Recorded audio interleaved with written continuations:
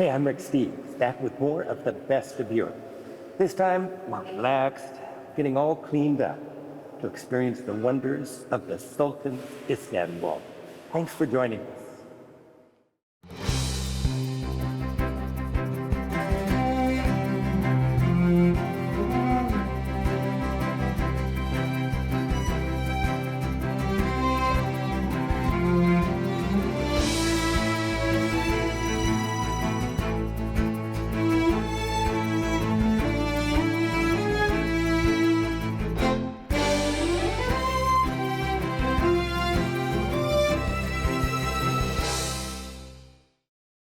Istanbul is one of the great cities on earth, period. For thousands of years, this place, where east meets west, has been a crossroads of civilizations. And for over 400 years, it was the capital of the Ottoman Empire. And those sultans left quite a heritage. We'll see the historic highlights of this city, explore an Ottoman palace, marvel at the Sultan's treasures, be dazzled by Byzantine domes, anticipate with the Ramadan faithful the call to prayer, and descend into an ancient Roman cistern. We'll go local in a sea of locals, sort through exotic spices, dine fine with the help of the local firewater, survive a flaming face shave, and then luxuriate in an Ottoman bath. Turkey bridges Europe and Asia. Istanbul, its largest city, straddles the Bosphorus Strait. Part of the city is in Europe and part in Asia. The Golden Horn Inlet, long a strategic harbor, is crossed by the Galata Bridge, which connects the bustling New Town and the Old Town, which fills the peninsula conveniently protected by a mighty wall. Here we'll find the venerable sites of the Sultans, the ancient Aya Sophia, the Blue Mosque, and the fabled Topkapi Palace. While today the city is a vast megapolis of over 15 million people sprawling along both sides of the Bosphorus, its oldest citizens actually remember when it had only 1 million people. In other words, most of the city is new, and its historic points of interest are mostly corralled into a compact old center.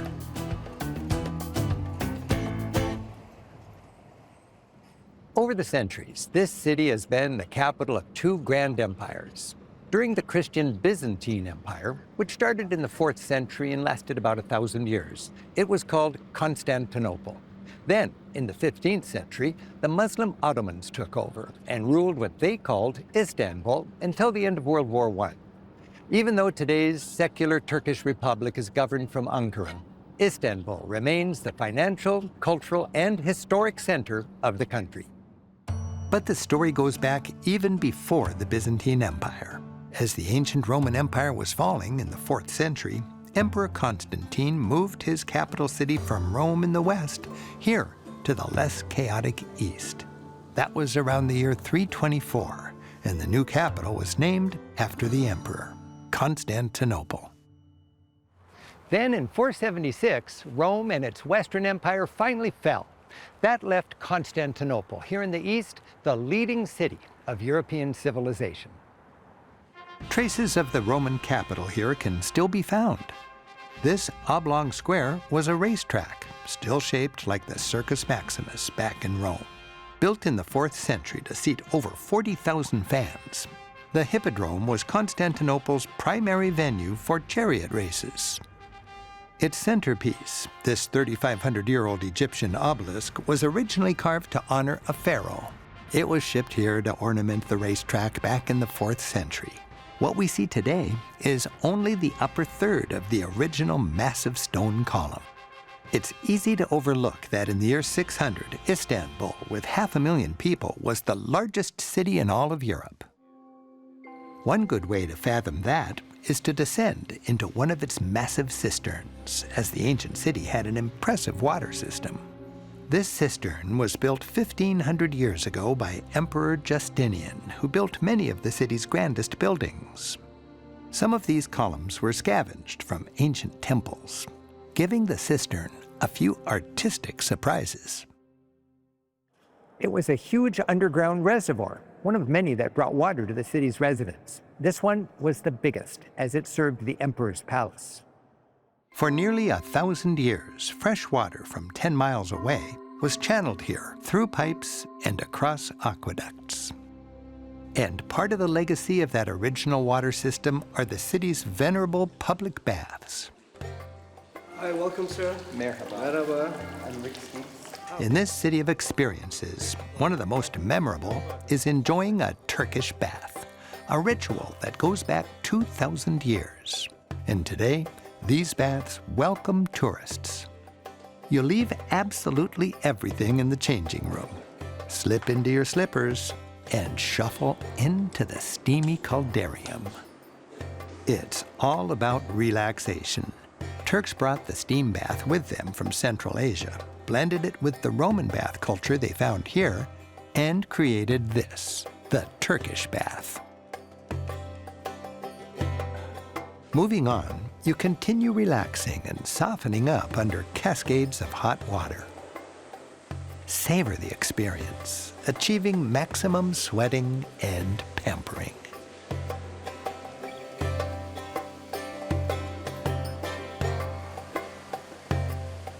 Then it's on to the big marble slab, where your masseuse works you over, scrubbing vigorously with rough Brillo pad-type mitts. Under Ottoman skylights, blanketed in bubbles. Then more scrubbing, as I imagine this ancient luxury working its magic over so many centuries. More bubbles, more massaging, and finally, rinsing. Refreshed and cleaner than you can remember ever being, you venture back into the clamor of the city, ready for more Turkish history, art, and life. As a city which is over 90% Muslim, Istanbul offers a good opportunity to better understand Islam. Visitors are welcome to visit mosques, and in doing so, better understand a religion that about 2 billion people practice. The Blue Mosque was the 17th century triumph of Sultan Ahmet I. Architecturally, with its 6 minarets, it rivaled the Great Mosque in Mecca, the holiest in all of Islam. Its grand courtyard welcomes the crowd that gathers for worship.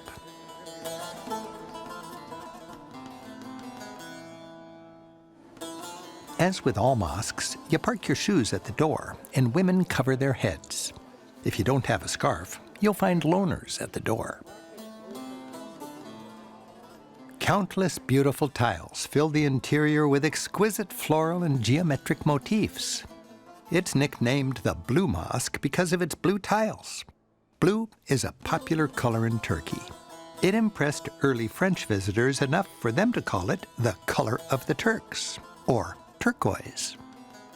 While churches portray people like this, Muslims believe the portrayal of people in places of worship draws attention away from worshiping Allah as the one God.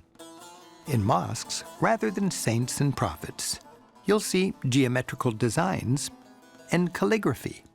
This explains why, historically, the Muslim world excelled at non-figurative art, while artists from Christian Europe focused on painting and sculpting the human form. Artful Arabic calligraphy generally shows excerpts from the Quran and quotes from Mohammed. As a church would have Jesus and God front and center, in a mosque, elaborate medallions high above the prayer niche read Mohammed and Allah. Large ceremonial candles flank the mihrab. That's the niche that points from here to Mecca in Saudi Arabia, where Muslims face when they worship. Allahu Akbar,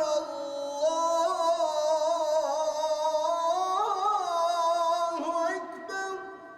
Like churches have bell towers, mosques have minarets. According to Muslim tradition, the imam or prayer leader would climb to the top of the minaret to call the faithful to prayer.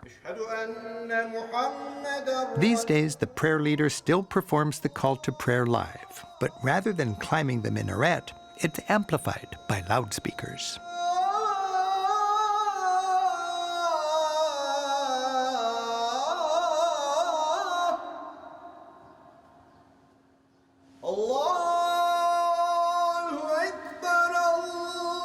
5 times a day, the message is always the same.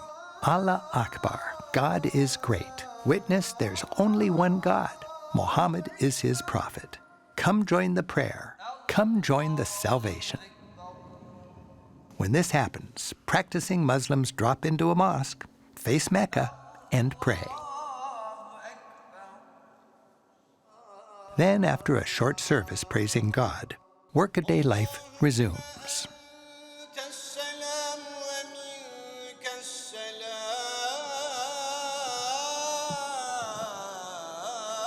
To better understand this rich and complex culture, I'm joined by my friend and the co-author of my Istanbul guidebook, Lali Sermon Aran.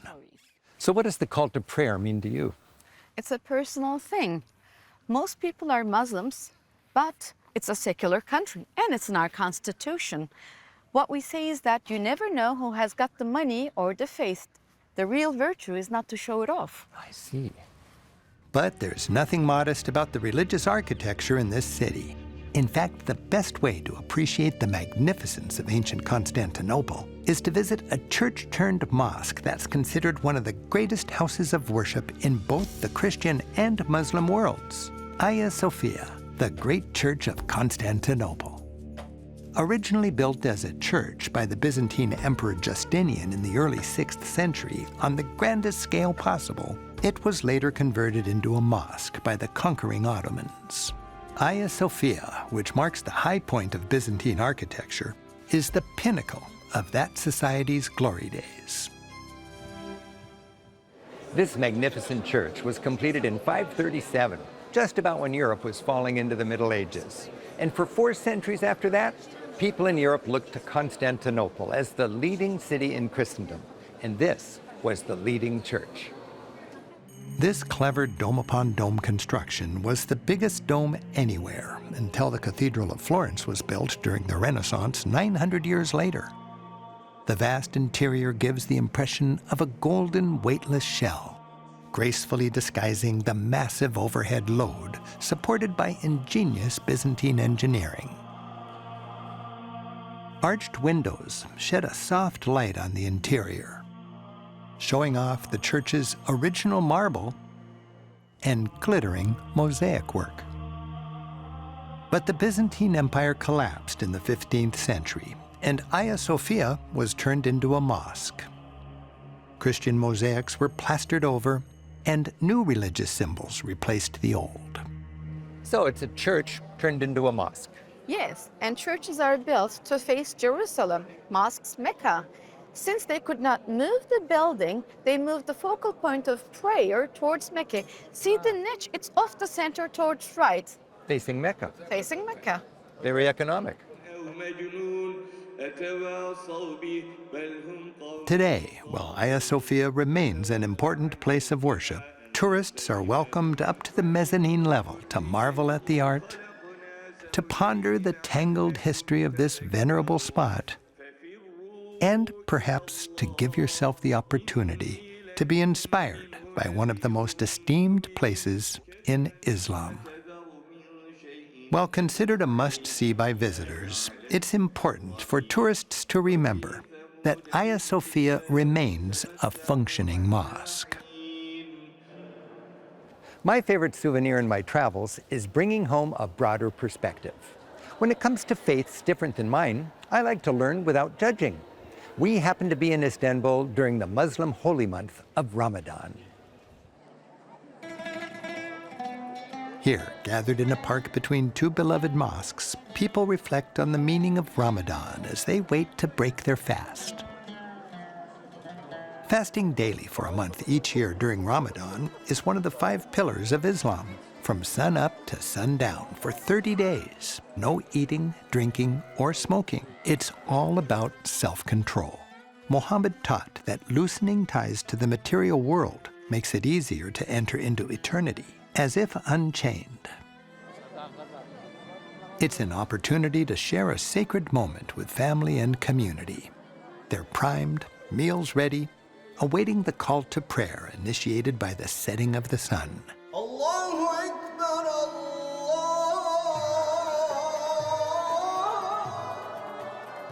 It's scenes like this, so similar to family holidays of my own, that remind me why I travel. To experience cultures different than my own, only to find out how similar we are.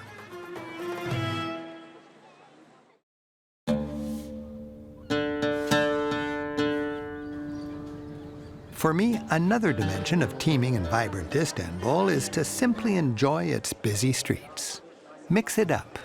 There are quiet back streets and market streets teeming with shoppers. Sometimes I just let myself flow with the crowds, as if in an endless river of humanity. You may find yourself in the dowry market, like a department store without a roof. It's the place where brides and their loved ones shop before a wedding. And the characters you'll meet. Seeing our camera, this fun-loving gentleman wanted all of America to know that if all the snowflakes in the skies were women, his wife is the one he'd choose. And you can pop into a barbershop for a shave you'll never forget. Lather up for a good old-fashioned razor shave. And it's finished with a flaming torch. To be sure all those extra little hairs are gone. A bit painful, but it's part of an experience that leaves you with the closest shave of your life and an impossible-to-forget memory. The venerable and thriving Spice Market sells an exotic range of tasty treats. You'll find everything a sultan could want: saffron and cinnamon, dried vegetables and fruits, pistachios and hazelnuts, and a fragrant cornucopia of sweets. This thriving market recalls the long Silk Road and Spice Road tradition of Turkey being an important crossroads. This was where exotic and treasured goods from the Far East landed to then be traded with merchants from all over Europe. I can imagine, under each of its uniform arches, an importer busy wholesaling his goods to merchants at this gateway to Europe. But of course, today's trade is more touristy. Try Turkish delight. But try a Turkish delight, ancestor of the gummy bear. Which flavor do you like? The pistachio one, right at the center. Pistachio. Thank you. Good, thank you. But it's dinner time, and I'm in the mood to splurge for some modern Turkish cuisine. Chef Omar Bozyap's all about giving traditional ingredients a contemporary twist. And we'll be washing it down with the national drink, raki. In Turkey, this local firewater, like brandy infused with licorice-flavored aniseed, is mixed with water and ice and is enjoyed throughout the meal, before, during, and after. Our first course, the cold plates, or meze. A fancy green bean salad, rolled grape leaves with rice, onion, and pine nuts with local cheese, and lamb's tongue, paired nicely with raki. Next, the hot meze, zucchini with tomato sauce on a bed of yogurt with oyster mushrooms. Pastrami with thin sliced tomato and peppers. It soaks up the butter and makes a fine little sandwich. Lamb testicles with bulgur and lamb brain with hummus. Here in Turkey, you could say snout to tail is brain to testicle, with, of course, more raki. That's why we have Rocky from the beginning to swallow the brains. How does it taste then? Well, it tastes, I prefer testicles. Our main course is layers of phyllo with mincemeat, garlic yogurt, and chili peppers. Everything's laced together with raki. And now that he's done cooking, Chef Omar joins us, adding to the conviviality and, of course, more rocky.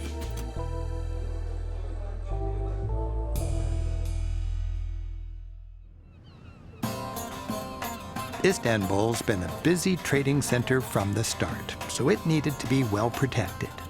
This imposing wall helped fortify the ancient Byzantine capital. The wall sealed off the city, protecting it on the one side where the water didn't. Dating from the 5th century, these ramparts stood strong against both Catholic Europe from the west and the Muslim forces from the east, until 1453. That's when the Ottoman Turks, that aggressive tribe from the east, finally broke through the walls and established this city as the capital of their growing empire. Again, that's when they transformed Christian Constantinople into a Muslim city, Istanbul. The Topkapi Palace is where we find the storybook image of the Ottomans. You know, sultans, eunuchs, and harems. The palace, built in the late 1400s, was the power center of the Ottoman Empire for almost 400 years. Its buildings form a series of courtyards, the outer being used for public functions, and the farther in you go, the more private the rooms. Among the most private rooms was the harem. The word harem means forbidden in Arabic. It's the sprawling suite where the Sultan lived with his wives, female slaves, and children. What a room, huh? This was the imperial hall of the harem. This was the divan that the Sultan used, his throne. The divans by the window were used by the Queen Mother and the wives of the Sultan, and the musicians used the balcony up above. So this was like the living room for the king. Exactly. And of course, the Sultan enjoyed a state-of-the-art bathroom, which came complete with hot and cold running water. Bathed in light from these exquisite stained glass windows, this is where the Sultan relaxed, entertained, and savored the sumptuous luxury that came with his power. Now, when we say harem, we usually think like a Playboy mansion with a lot of girls. No, it wasn't like that. Harem was an institution. The idea was to provide the continuation of the dynasty, to provide a future heir to the throne. It was the Queen Mother who was the boss in the harem. It had rules, very strict rules. The Sultan was never above these rules. It's impressive. Ottoman Empire lasted for 600 years. Only one family, one dynasty, never changed hands. Some of the Sultan's opulence is still on display in the Palace Museum. The exquisite Topkapi dagger wows tourists with its dazzling diamonds and golf ball-sized emeralds. Clearly, the Ottomans in their heyday were a wealthy power. The palace is also a holy spot for Muslims, containing relics of Muhammad and other prophets, some of whom are revered in both the Quran and the Bible. This contains what's believed to be the arm of St. John the Baptist. And here's John's skull inside a jeweled case. For Muslims, the most precious relics are those of Muhammad, his bow and sword, exquisite cases containing his tooth, some hair, and his holy seal. And in the adjacent room, an hafiz, that's someone who's memorized all 6,000 verses of the Quran, is part of a team that sings verses from the Muslim holy book 24 hours a day, 7 days a week.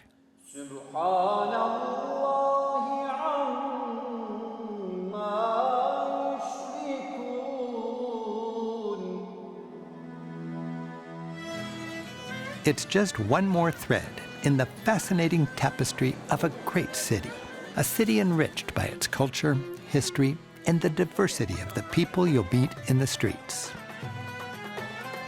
Istanbul remains a crossroads of humanity, and according to the Turkish proverb, every guest is a gift from God.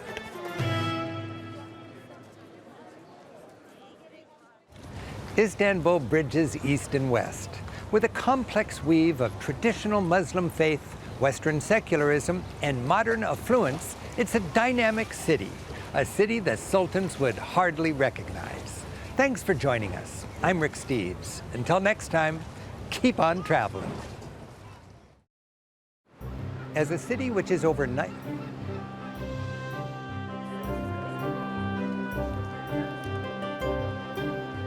I'm rolling. My favorite, yes. Okay, well, a little bit more. Again.